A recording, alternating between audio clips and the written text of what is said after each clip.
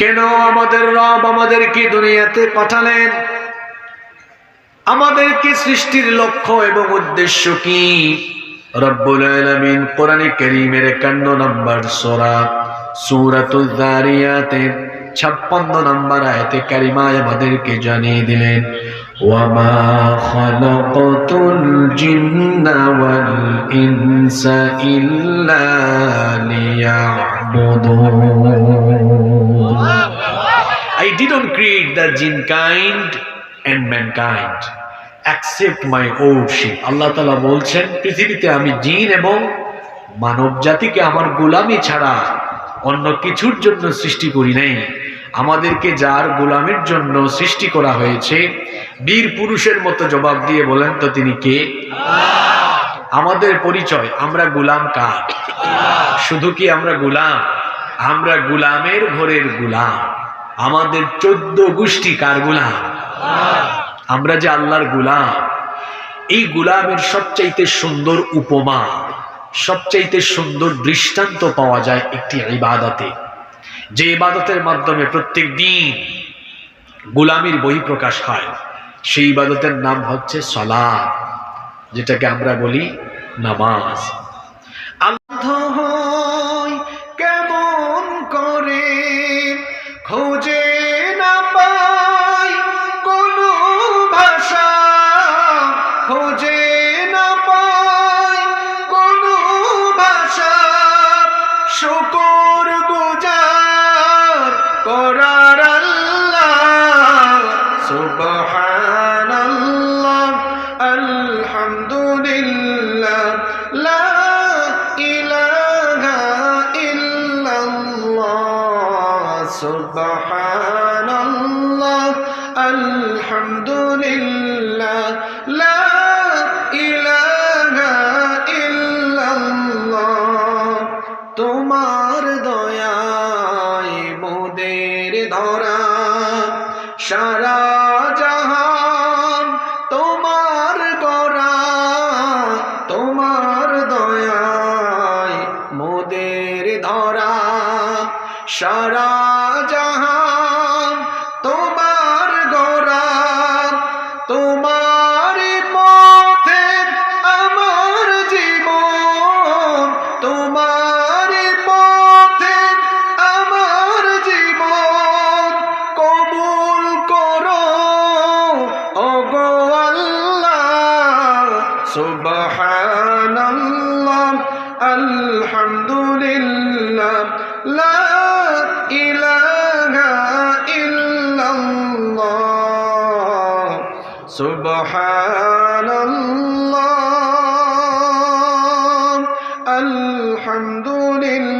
আলহামদুলিল্লাহ, লা ইলাহা ইল্লাল্লাহ।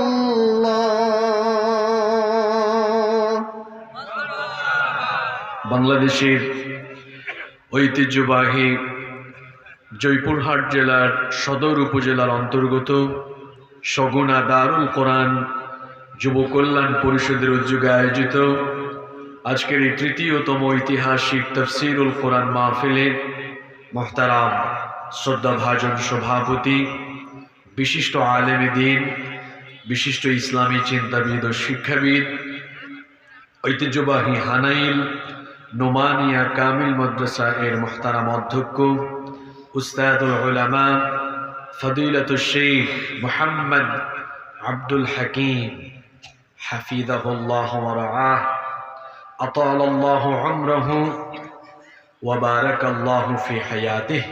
আমরা সবাই বলি আমিন। আজকের মাহফিলের সম্মানিত প্রধান অতিথি, এই এলাকাবাসীর অত্যন্ত প্রিয় জনাব শাহ কামাল রাসেল, বিশেষ অতিথি জনাব আবু সুফিয়ান, জনাব তৌহিদুল ইসলাম, জনাব মোহাম্মদ ফিরোজ আলম মন্ডল, জনাব মোহাম্মদ আমানুল্লাহ, জনাব মোহাম্মদ ওমর ফারুক, জনাব মোহাম্মদ রুহুল আমিন রাতিক। আল্লাহ সকলকে দ্বীনের জন্য, কোরআনের জন্য কবুল করে নেন। আমরা সবাই বলি আমিন। আমার আগে কোরআন সুন্নাহর আলোকে অত্যন্ত চমৎকার আলোচনা রেখেছেন বিশিষ্ট আলেমে দ্বীন হযরত মাওলানা এইচ.এম. হাবিবুল্লাহ মিসবাহ আরও যারা বক্তব্য রেখেছেন, দোয়া করছি হাফিজাহুমুল্লাহ ওয়া রাআহুম, আল্লাহ তাআলা তাদেরকে হায়াতান তাইয়্যিবা সিহহাতান কুল্লিয়া দান করেন। আমি সহ সবাইকে আল্লাহ তাআলা ইলম এবং আমলগত যোগ্যতা বাড়িয়ে দেন, আমরা বলি আমিন। মঞ্চে উপস্থিত আমাদের শ্রদ্ধাভাজন,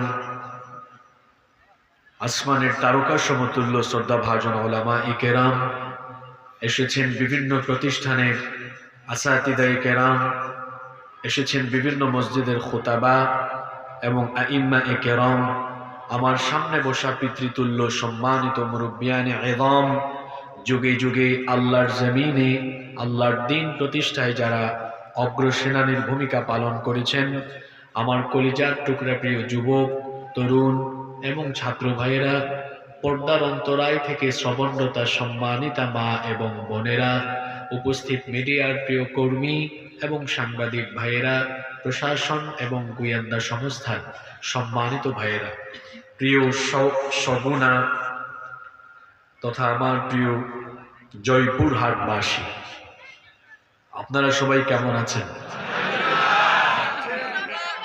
আমাকেও আপনারা জিজ্ঞেস করেছেন, এজন্য আপনাদের প্রতি কৃতজ্ঞতা জ্ঞাপন করছি। আলহামদুলিল্লাহ আলা কুল্লি হাল ওয়া ফি কুল্লি মাকান।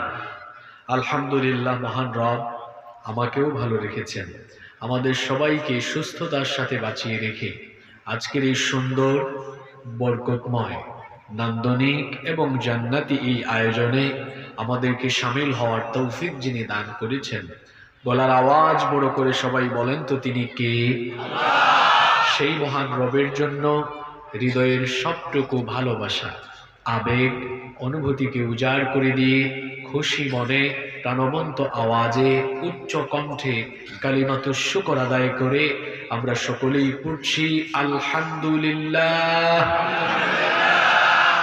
মহান আল্লাহর শুকরিয়া আদায়ের পরে শুকরিয়া জানাচ্ছি দারুল কোরআন যুব কল্যাণ পরিষদকে, যাদের অক্লান্ত পরিশ্রমে, কষ্ট এবং মেহনতের ফলে আজকের এই সুন্দর আয়োজন সম্পন্ন হয়েছে।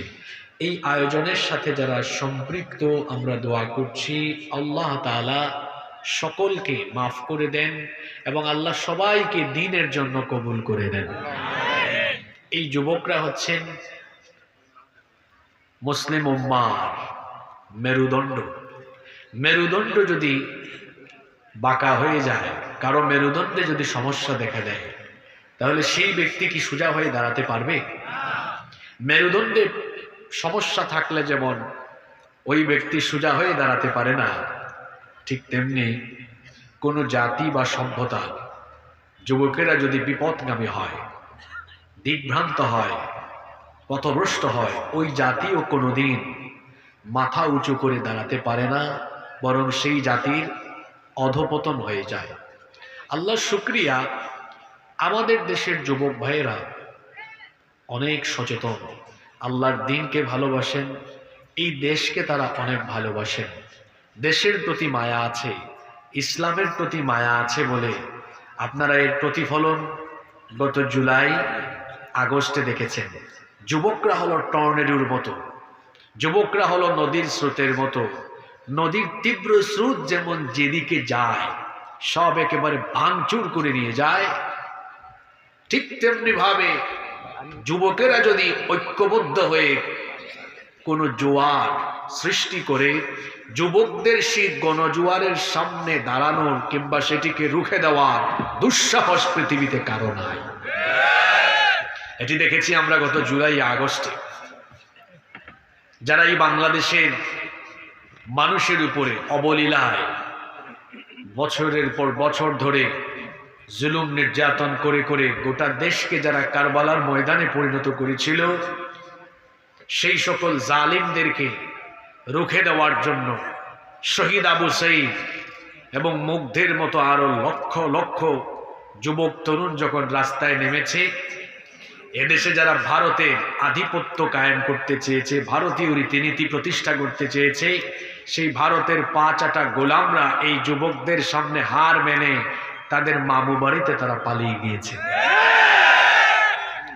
আমাদের যুবকরা আমাদের সম্পদ। আজকে যে যুবক ভাইয়েরা এত সুন্দর আয়োজন করলেন, গত বছর তারা এই মাহফিলের আয়োজন করেছিলেন। এই মাহফিলে আমার গত বছর আসার কথা ছিল, কিন্তু বাংলাদেশে এক গ্রুপ ছিল, এত অন্যায়, অপকর্ম, অশ্লীলতা, বেহায়াপনা চতুর্দিকে হচ্ছে, সেগুলো বন্ধের ব্যাপারে কোনো কার্যকর পদক্ষেপ না নিয়ে কোরআনের মাহফিলের মতো এই সুন্দর পবিত্র প্রোগ্রামগুলোকে তারা বন্ধ রেখে দিত। এই কারণ তারা ইসলাম, কোরআন এগুলোকে সহ্য করতে পারত না।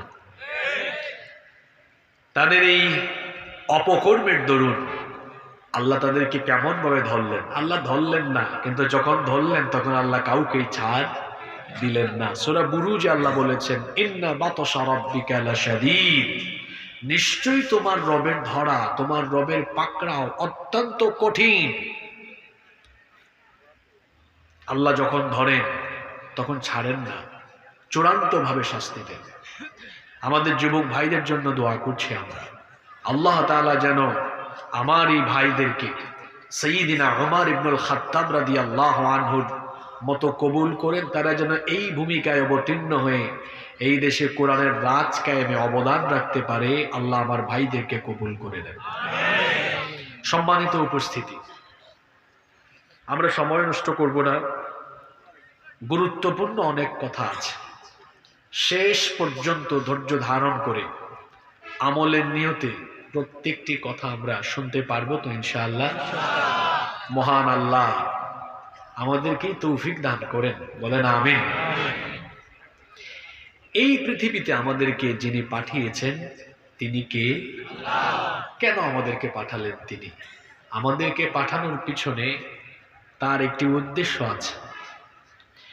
কেন আমাদের রব আমাদেরকে দুনিয়াতে পাঠালেন? আমাদেরকে সৃষ্টির লক্ষ্য এবং উদ্দেশ্য কি? রব্বুল আলামিন কোরআনে কারীমের 51 নম্বর সূরা সূরাতুয যারিয়াতের 56 নম্বর আয়াতে কারিমায় আমাদেরকে জানিয়ে দিলেন, ওয়ামা খালাকাতুল জিন্না ওয়াল ইনসা ইল্লা লিয়াবুদুন। I didn't create the jinn kind and mankind except my worship. আল্লাহ তাআলা বলছেন, পৃথিবীতে আমি জিন এবং মানব জাতিকে আমার গোলামি ছাড়া অন্য কিছুর জন্য সৃষ্টি করি নাই। আমাদেরকে যার গোলামের জন্য সৃষ্টি করা হয়েছে, বীর পুরুষের মতো জবাব দিয়ে বলেন তো তিনি কে? আমাদের পরিচয়, আমরা গোলাম কার? শুধু কি আমরা গোলাম? আমরা গোলামের ঘরের গোলাম।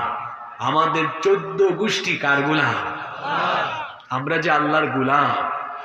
এই গোলামের সবচাইতে সুন্দর উপমা, সবচাইতে সুন্দর দৃষ্টান্ত পাওয়া যায় একটি ইবাদতে, যে ইবাদতের মাধ্যমে প্রত্যেক দিন গোলামির বহিঃপ্রকাশ হয়। সেই ইবাদতের নাম হচ্ছে সালাত, যেটাকে আমরা বলি নামাজ। আল্লাহর গোলামির এত চমৎকার দৃষ্টান্ত অন্য কোনো ইবাদতে উপস্থাপিত হয় না। কারণ আমরা যখন নামাজে দাঁড়াই, দাঁড়ানোর সময় গোলামি গোলামি একটা ভাব দেখা যায়।